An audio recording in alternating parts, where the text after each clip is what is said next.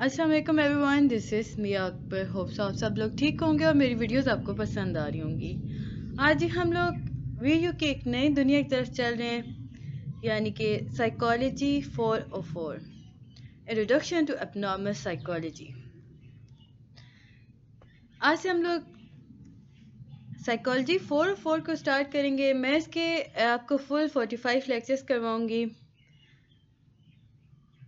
Video शुरू करने से पहले कुछ बातें जो आपको ज़हन-नशीन रखनी है कि मैं जितनी चीज़ें भी अंडरलाइन करती हूँ वो आपके पेपर फॉर्मेट रिलेटेड होती हैं, यानी कि वो एमसीक्यूज भी हो सकते हैं, वो शॉर्ट भी होते हैं, वो लॉन्ग भी होते हैं। मैं आपको सेपरेट करके नहीं बताऊंगी कि ये चीज़, ये लाइन आपके लिए शॉर्ट है, लॉन्ग क्वेश्चन है या आपका एमसीक्यूज है।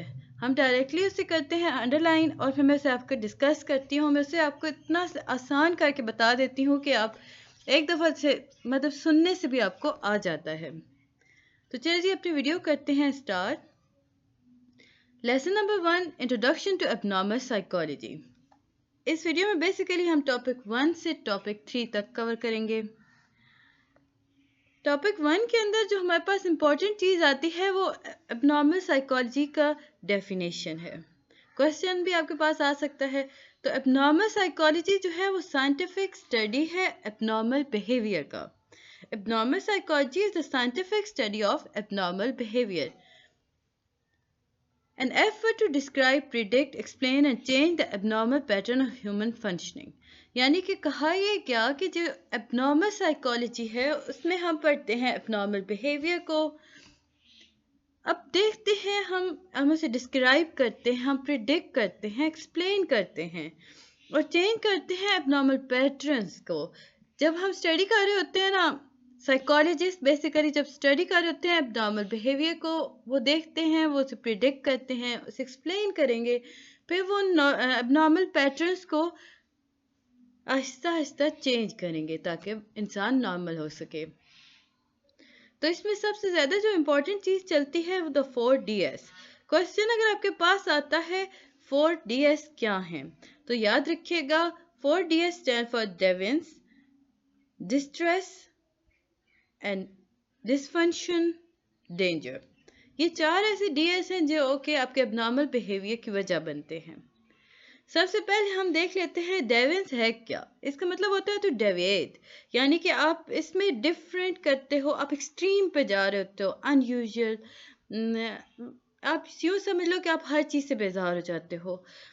ये एक ऐसी डेविएशन है जिसके अंदर हम सोसाइटी रूल्स तो देख रहे होते हैं, हम एक्सपेक्ट कर रहे होते हैं मेंबर ऑफ सोसाइटी से कि वो इन रूल्स को फॉलो करे, लेकिन जो डेविल्स होती है वो आपके बिहेवियर को, आपकी थॉट को, आपके इमोशन को, ये आपको बहुत ज़्यादा अफेक्ट कर देती है। Judgement of abnormality very from society to society as norms our culture specific.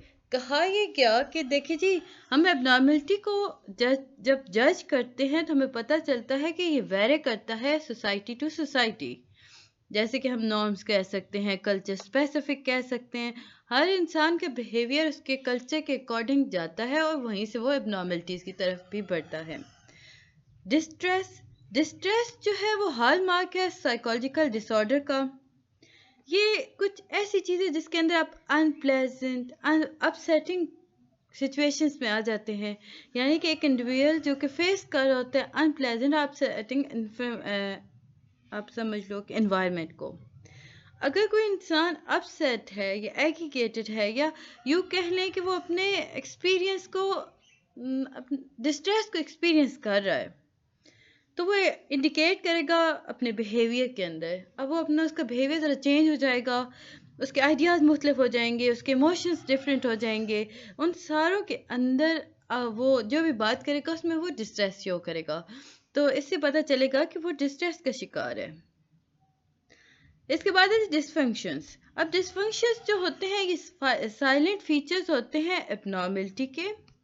Abnormal behaviour जो होता है जब वो चेंज हो जाता है डिसफंक्शंस की तरफ, तो इसका मतलब हुआ कि वो इंटरफेस कर रहा है डेली फंक्शनिंग के अंदर। अब आप लोग डिप्रेशन में जाते हो, आहिस्ता आहिस्ता डिप्रेशन आपका इस हद तक आ जाता है कि आप रोज़मर्रा के मामूलात में भी शो करना शुरू कर देते हो। اب انسان اتنا زیادہ وہ مطلب یوں سمجھ لیں کہ وہ سینٹرڈ ہو جاتا ہے کہ اسے ہوا بھی چھوئے تو وہ اس سے بھی الجھنے لگتا ہے. تو یہ اس کے روزمرہ کے معاملات کے درمیان یہ پرابلم ہو رہی ہے. اگر ہم بات کرتے ہیں مختلف پرابلمس کو جو کہ انٹرفیئر کرتی ہے انسان کی ایبلٹی کہ وہ کس طرح اپنے روزمرہ کی ایکٹیویٹیز کو آرام سے کر سکتا ہے یا اس کے آرام سے کرنے والی روزمرہ ایکٹیویٹیز کو وہ یوں سمجھ لیں کہ وہ انٹرفیئر کر رہی ہوتی ہے.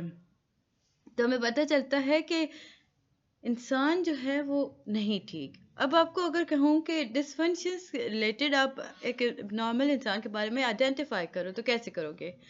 سمپل سا ہے کہ آپ دیکھو گے کہ اس کا بیہیویئر کیسا ہے، وہ روزمرہ کے معاملات میں بات کس طرح کر رہا ہے. اب ایک بندہ جو ڈس فنکشنز کی وجہ طرف جا رہا ہے تو وہ جب بات کرے گا تو وہ ہر چیز سے الجھا ہوا ہوگا، ہر چیز پہ اسے پرابلم ہو رہی ہوگی، اسے لگ رہا ہوگا کہ ہر چیز اس کے مخالف کھڑی ہے. سو آپ اس طرح اندازہ لگا سکتے ہو یا یوں کہہ لیں کہ کبھی کبھار ایسا بھی ہوتا ہے کہ لوگوں کو فوبیا ہو جاتا ہے. اگر میں یہ کام نہیں کروں گا یا میں اسے چھوؤں گا تو اس سے مجھے فار ایگزامپل الیکٹرسٹی، اس کا فوبیا ہوا. آپ جدھر سے جاؤ گے، آپ جیسے بٹن کو دیکھو گے even you don't touch that, لیکن آپ کو فیلنگ آنا شروع ہو جائے گی نا کہ یہ کرنٹ لگے گا ہمیں. تو یہ ایک فوبیا ہوتا ہے ڈسفنکشنز کے اندر. لوگ اسی طرح اپنے روزمرہ کام نہیں کرتے، انہیں ڈر لگنا شروع ہو جاتا ہے. وہی چیز آگے چل کے ہمیں بتایا گیا کہ ڈینجر، یہ جو ڈینجر ہوتا ہے یہ ہر مطلب آپ یہ نہیں کہہ سکتے کہ ہر بیہیویئر میں پایا جائے گا، بٹ جب ہم ایب نارمل بیہیویئر کی بات کرتے ہیں تو انسان جو ہوتا ہے وہ اس مقام پر آ جاتا ہے کہ وہ خود کو سوسائٹی کو ہارم کر سکتا ہے. ایب نارمل بیہیویئر جو ہوتا ہے تب جا کے ڈیفیکلٹ یا ڈینجرس ہو جاتا ہے جب آپ اپنے آپ سے نکل کے دوسروں کو اس کے زد میں لانا شروع کر دیتے ہیں. بیہیویئر جو ہوتا ہے وہ کون سے کیئرلیس ہو جاتا ہے، آپ کو فرق ہی نہیں پڑ رہا، آپ کو پرواہ ہی نہیں ہے کہ آپ کی باتوں سے دوسرا کتنا زیادہ ہرٹ ہوا ہے. آپ ہوسٹائل ہو جاتے ہو، آپ خود کنفیوز ہو جاتے ہو. فار ایگزامپل اگر میں بات کروں کہ ایب نارمل بیہیویئر جو ہے وہ آپ ایک ایسے انسان کو بنا دیتا ہے یا ایک ڈپریس انسان جو ہوتا ہے نا وہ سوسائڈ کرنے کی طرف بڑھ جائے، اس کے دماغ میں سوسائڈل آئیڈیاز آنا شروع ہو جاتے ہیں. کچھ پیشنٹ ایسے بھی ہوتے ہیں جو ہومیسائڈس ہوتے ہیں، یعنی کہ وہ دوسروں کے لیے خطرناک ہو جاتے ہیں. اس کے بعد DSM-5 یعنی definition of abnormal behaviour. DSM-5 ہے کیا؟ سب سے پہلے ہمیں ایبریویشن کا پتہ ہونا چاہیے. DSM کا مطلب ہوتا ہے diagnostic and statistical manual for psychology disorder. اب کو MCQs آتا ہے نا کہ DSM اسٹینڈ فار، تو آپ لکھو گے کہ ڈائگنوسٹک اینڈ اسٹیٹسٹیکل مینول. اب یہ سائیکالوجیکل ڈس آرڈر کے بارے میں بات ہو رہی ہوتی ہے. اس میں ہم دیکھتے ہیں کہ یہ ایک ایسا سنڈروم ہے جو کریکٹرائز کرتا ہے کلینکلی سگنیفیکنٹ ڈسٹربنس کو. جب ایک انسان انڈیویجول کوگنیشن کی طرف آ جاتا ہے، شکار ہو جاتا ہے، ایموشنل ریگولیشن اس کے پاس ہو رہی ہوتی ہیں، وہ بیہیویئر جو ریفلیکٹ کر رہا ہوتا ہے اس میں ڈسفنکشنز ہو رہے ہوتے ہیں. اس کے بایولوجیکل، سائیکالوجیکل، ڈیولپمنٹل پروسیس کے اندر ہم دیکھتے ہیں کہ مینٹل فنکشننگ کے اندر ڈسٹریس پایا جاتا ہے یا ڈسفنکشنز پائے جاتے ہیں. ان سمپل ورڈ آپ ڈپریشن ایک عام الفاظ ہے جو آپ لوگ یوز کر رہے ہوتے ہو. ڈپریشن کے اندر بھی 4 D ہوتے ہیں اور وہ ان چاروں کے اکارڈنگ بات کی جاتی ہے. ڈینجر بھی ہو گیا، ڈسفنکشن بھی ہو گیا، ڈسٹریس بھی ہو گیا. تو یہ سارے ایسے پرابلم ہوتے ہیں جو کہ آپ کو ریلیٹ کر رہے ہوتے ہیں، آپ کے بیہیویئر کو چینج کر رہے ہوتے ہیں. اب آپ لوگ جب ڈپریشن کا شکار ہو جاتے ہو تو آپ دیکھتے ہو کہ شروعات میں آپ کو صرف غصہ آ رہا ہوتا ہے. کچھ ٹائم بعد پیسج آف ٹائم آپ ہوتا کیا ہے کہ آپ خود کو نا ایک مسکین، ایک مطلب ایک یوز لیس یا آپ سمجھ لو ہیلپ لیس انسان سمجھنا شروع ہو جاتے ہو. یہ وہ لمحہ ہوتا ہے جب آپ کو ہر چیز اپنے خلاف لگ رہی ہوتی ہے، آپ کو ہر وقت رونے کا دل کر رہا ہوگا.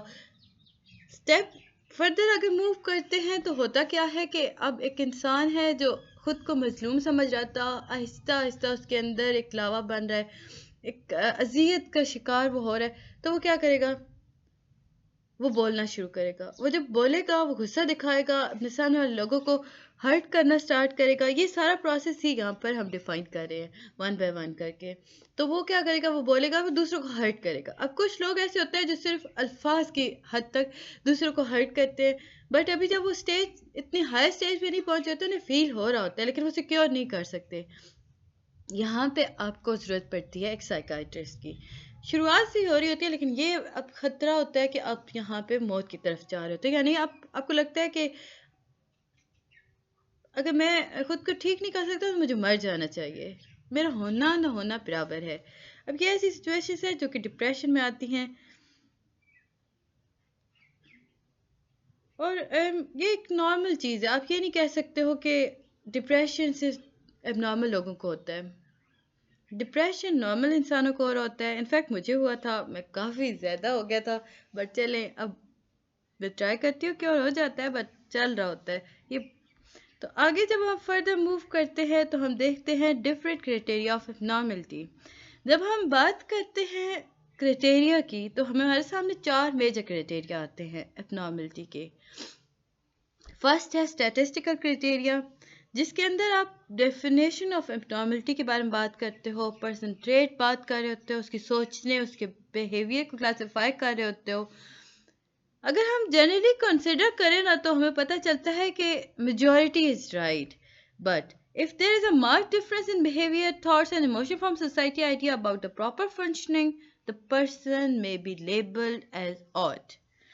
آپ کہہ سکتے ہو کہ اس کے اندر جو انسان ہوتا ہے وہ اس کی ہم لوگ بات کرتے ہیں ٹریٹس کی, تھنکنگ کی, بیہیویئر کی. پھر ہم اسے اسٹیٹسٹیکلی یوزفل دیکھتے ہیں کہ آیا وہ ان یوزول ہے یا نہیں.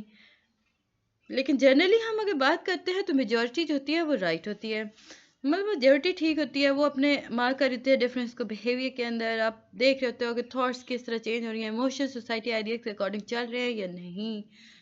سیکنڈ آپ کے پاس آتا ہے پرسنل ڈسٹریس. پرسنل ڈسٹریس کا مطلب ہوا کہ آپ ایک انسان کے بیہیویئر کو کلاسیفائی کرتے ہو کہ ایز اے ڈس آرڈر, اگر وہ کاز کر رہا ہے خود کو یا دوسروں کو ڈسٹریس کو لے کر. بہت آسان اگر میں کہوں تو میں کہوں گی کہ جو بیہیویئر آپ کسی انسان کا بیہیویئر دیکھتے ہو, اس کے آئیڈیاز دیکھ رہے ہوتے ہو, اس کے ایموشنز دیکھ رہے ہوتے ہو جو کہ اسے ڈسٹریس کی طرف لے جا رہے ہوتے ہیں, آپ اسے لیبل کر دیتے ہو کہ اب نارمل. لیٹس سے اگر ہم کسی چیز سے ڈر رہے ہیں تو ہم کیا کریں گے, ہم یہ نہیں کہیں گے کہ یہ ہمیں پیتھولوجیکل سٹریس لا رہا ہے, ہم اسے کنسیڈر کریں گے کہ یہ اب نارمل ہے. اب فار ایگزامپل کچھ لوگ ہوتے ہیں جو اونٹ سے ڈر جاتے ہیں, کیمل سے ڈر جاتے ہیں, بہت سارے بچے ہوتے ہیں. اب یہ ایک ایسی چیز ہے جو کہ آپ کی ایج وائز چل رہی ہوتی ہے.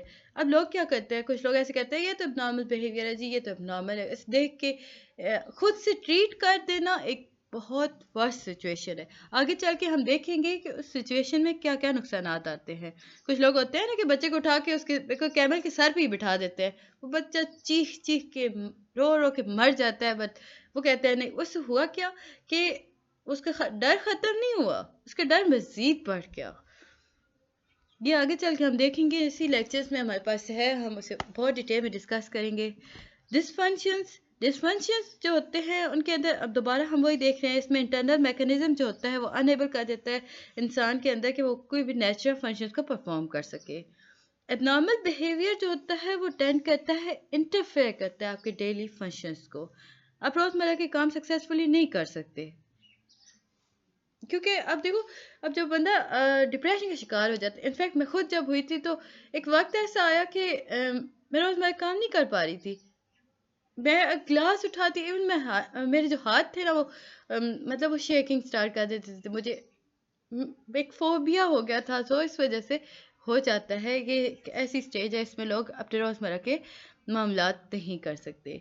اس کے بعد یہ وائلیشن آف سوشل نارمز کی ہم بات کرتے ہیں, تو ہمارے پاس سوشل نارمز جو ہوتے ہیں جنہیں ہم یوز کرتے ہیں کسی کے بیہیویئر کو جج کرنے کے لیے. وہ ہے گڈ اور بیڈ, رائٹ اور ان رانگ, جسٹیفائڈ اور انجسٹیفائڈ, ایکسیپٹیبل اور ان ایکسیپٹیبل. اس کے بعد یہ ٹاپک 3 آپ کے پاس ہے کاز آف ابنارملٹی. بایولوجیکل کاز اور فیکٹرز ہمارے پاس آ جاتے ہیں. فرسٹ ہے جینیٹک فیکٹر, اس میں ہم دیکھتے ہیں کہ پرابلم جو ہوتے ہیں وہ انہیریٹ کیے جاتے ہیں فرام پیرنٹس اور جینز، جو کہ کافی زیادہ سگنیفیکینٹ رول پلے کرتے ہیں پرابلمس کے اندر۔ اگر جینیٹک اور کروموسومل ایشوز کے بارے میں بات کرتے ہیں تو ہمارے سامنے آتا ہے کہ جنرلی جو پروناؤنس ہم کرتے ہیں نا کلوز کزن میرج، تو یہ ایک ایسا ہے جو اس کی وجہ سے ریسیسو جینز بن جاتے ہیں۔ تو اب جو بچہ پیدا ہوا اس کے اندر جینز کے اندر اتنی ابنارملٹیز تھی کہ وہ اگریسو تھا، تو یہ اس وجہ سے ہو رہا ہوتا ہے۔ سیکنڈ آپ کے پاس آتا ہے بایو کیمیکل امبیلنس۔ اب جو امبیلنس ہوتا ہے نا وہ باڈی اور برین کے اندر ہو رہا ہوتا ہے، جو کہ کاز کرتا ہے ابنارملٹیز کو۔ امبیلنس ہارمونز ہیں جیسے کہ اینڈوکرائن گلینڈ ہو گیا، اس سے کیا ہوگا کہ ابھی اگر یہ امبیلنس ہو گیا اینڈوکرائن گلینڈ تو انسان اب نارمل ہو جاتا ہے، ایکسپیرینس کرنا شروع ہو جاتا ہے اب نارملٹیز کو۔ Changes to the nervous system. اب نروس سسٹم کے اگر ہم چینجز کی بات کرتے ہیں تو یہ بہت میجر رول پلے کرتے ہیں سائیکالوجیکل فنکشننگ کے اندر۔ سینٹرل نروس سسٹم جو ہوتا ہے نا وہ سینٹرل پروسیسنگ یونٹ ہوتا ہے انسان کی باڈی کے اندر۔ اگر اس پہ پرابلم آ گئی تو ہیومن فنکشن کے اندر بھی کافی پرابلم آ جاتی ہیں۔ اس کے بعد یہ سائیکالوجیکل کازز اور فیکٹرز ہم دیکھ لیتے ہیں۔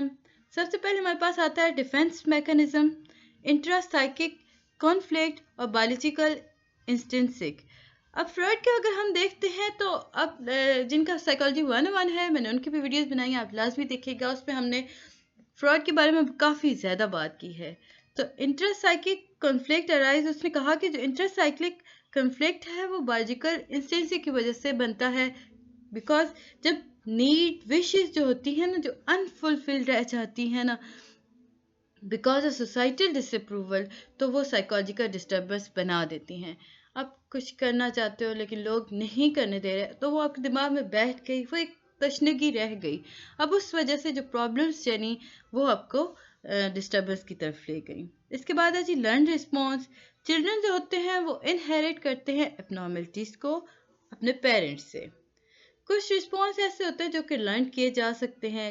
کبھی کبھار ایسا ہوتا ہے نا کہ بچہ جو ہے وہ سیکھتا ہے غصہ بیکاز اس کے پیرنٹس غصہ کھا لیتے ہیں۔ کبھی ایسا ہوتا ہے کہ باپ کی غصے کی وجہ سے ماں ڈر رہی ہے تو بچہ وہ ڈر اپنے اندر لے لیتا ہے، بیکاز اسے لگتا ہے کہ جو اس کی پروٹیکٹر ہے، اس کی گائیڈر ہے، جو آپ اسے کہہ لو کہ اس کا خیال رکھنے والی ہے، وہ ڈر رہی ہے تو لازمی بات ہے اس نے بھی ڈرنا ہے۔ اس کے بعد ہی ہم آگے جب بڑھتے ہیں تو بڑھنے سے پہلے کائنڈلی میرے چینل کو لائک اور سبسکرائب کر دیں۔ آپ لوگ سب میرے جو چینل پر نیو آ رہے ہیں تو وہ پلیز سبسکرائب ضرور کیجیے گا۔ میری ویڈیو پسند آتی ہے تو کمنٹ بھی کیجیے، میں نے بہت سارے ویڈیو یونیورسٹی کے سبجیکٹس پہ بنائی ہیں، آپ لازمی دیکھیے گا، اور ویڈیو کو آپ لائک بھی کیجیے گا، بیل آئیکن کو پریس کیجیے گا تاکہ آنے والی ویڈیوز کی نوٹیفیکیشن آپ کو آسانی سے مل سکیں۔ اس کے بعد ہے جی negative irritation cognitive. Negative irritation cognition کے اندر ہم کیا دیکھتے ہیں؟ ہم دیکھتے ہیں کہ انسان جو ہے وہ پیسمسٹک ہے اپنی لائف کی طرف، یا وہ نیگیٹو ایسپیکٹس دیکھ رہا ہے ہر چیز کے اندر۔ اب دیکھیے کچھ لوگ سائیکالوجیکل پرابلم اس حد تک بڑھ جاتے ہیں کہ ایک انسان ہر چیز کو نیگیٹو لینا شروع کر دیتا ہے، اریٹیشنل تھنکنگ اس کے اندر آنا شروع ہو جاتی ہیں جو کہ اس کے سائیکالوجیکل ڈس آرڈر کا وجہ بنتی ہیں۔ اس کے بعد یہ سوشو کلچر فیکٹر آپ کے پاس آ جاتے ہیں۔ کچھ فیکٹر ایسے ہوتے ہیں جو کہ سوشو کلچر کانٹیکسٹ کے اکارڈنگ لیے جاتے ہیں، فار ایگزامپل پاورٹی ہو گئی، یعنی کہ دیکھیں غربت ایک ایسی چیز ہے جو کہ آپ کے اندر فرسٹریشنز بناتی ہے، بیکاز آپ کے پاس بیسک نیڈ پوری نہیں ہو رہی۔ اب بیسک نیڈ جو پوری نہیں ہو رہی وہ آپ کی میجر کنٹریبیوشن کرتی ہے سوشو کلچر فیکٹرز کے اندر، یعنی کہ آپ فرسٹریشن کی حد تک پہنچ جاتے ہو کہ آپ کے ساتھ والا تو کھا رہا ہے، اس کے پاس ہے، لیکن آپ غریب ہو، آپ اپنی بیسک نیڈ پوری نہیں کر سکتے، تو آپ کے اندر ایک غصہ، ایک ڈپریشن، یہ سارا آنا شروع ہو جاتا ہے۔ تو یہ تھا جی لیکچر نمبر 1 ٹاپک 1 to 3۔ امید ہے کہ آپ کو سمجھ آیا ہوگا۔ ملتے ہیں نیکسٹ ویڈیو میں، تب تک کے لیے اللہ حافظ۔